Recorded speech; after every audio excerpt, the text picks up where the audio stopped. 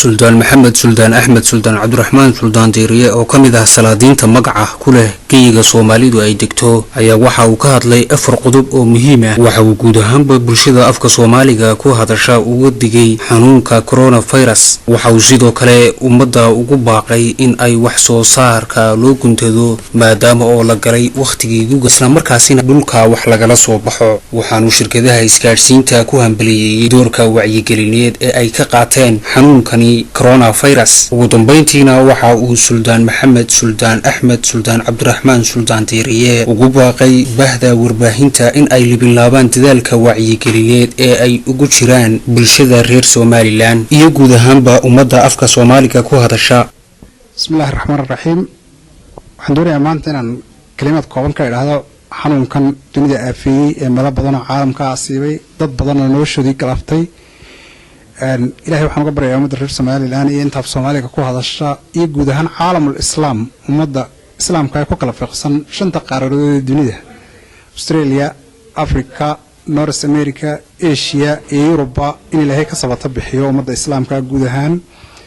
waxaanan shacbiga reer somalilan ugu baaqayaa in baryada ilaahay la joogteeyo, in ummaddu ay ururada iyo meelaha la isugu imanayo ay ka fogaato, in talada dhakhaatiirta iyo guud ahaan bahda caafimaadka talooyinkooda wax ku oolka la qaato oo loo dhaganuglaado. baryada ilaahayna in la joogteeyo ayaan ummadda reer somalilan iyo ummadda af soomaaliya ku hadashaba guud ahaan ugu baaqayaa.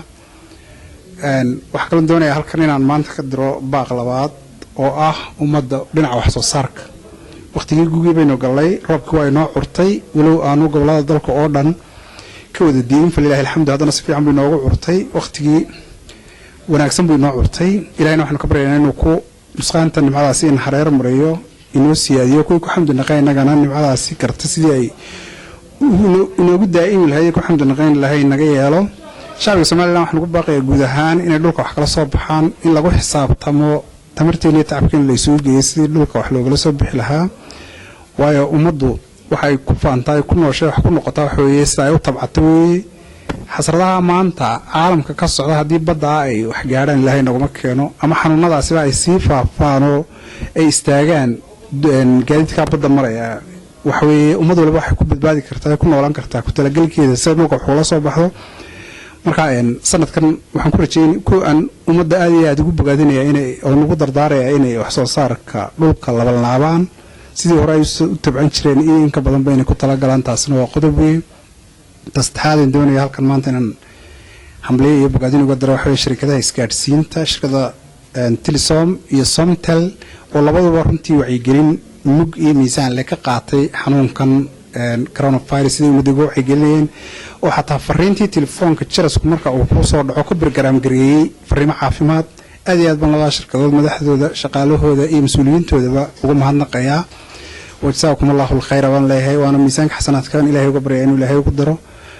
waxaan kalan baa ku darayaa ganacsatada reer somalilan oo aan leeyahay waqtigii la faa'iideysan lahaa ma aha maanta. ninka kiish bariisa ama 2 ama 3 iibsan karo waxa jira ku aan kiilo maalintii dirka ku iibsanaya. haddaad urursatad meel ku xasaysato dhigato gurigaaga inkaarta kaasa adiga iyo ubadkaagaba ka dhex baxaysa. marka ummadda nolosheeda way isku wada xidhan tahay, waqtigii la kala faa'iideysan lahaa ma aha. waxaan leeyahay war dadka loo tulo oo weliba ganacsatadu dadka ilaahay wax siiyey muxsiniintii inay wax la baxaan oo ay horumarsadaan oo dadka ay wax ugu deeqaan. maanta waqtigii waxa la joogaa wax la isugu deeqay. waxaan aad iyo aad u bogaadinayaa borama $1 urur la yidhaahdo dhalinyara oo runtii wasaaradda caafimaadka shalay ku wareejinayay 3 mishiin iyagu ay soo iibiyeen contribution dhalinyaradaasi. waa tallaabo mug iyo miisaan leeyahay in ummaddu saa isugu wada tala gashaan halkan ugu baaqayaa. waxa kale baaqa ugu dambeeya halkan maanta uga dirayaa bahda warbaahinta public iyo private ba inay dadaalkiina laban laabtaan, inay ummadda wacyigelisaan, in goob kasta oo halisa ay ka iman karto ummadda ugu baaqdaan maadaama idinku access u leedihiin inay meel walba gaarsiisaan warkii.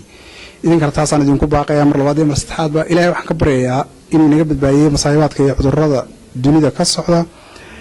tala iyo tawfiiqna ina sanna oo ina siiyo. deyntaasaan kusoo koobayo. assalaamu calaykum waraxmatullaahi wabarakaatu. waa mustafa axmed samakaab, telefishinka caalamiga ah ee Rama TV magaalada Hargeysa.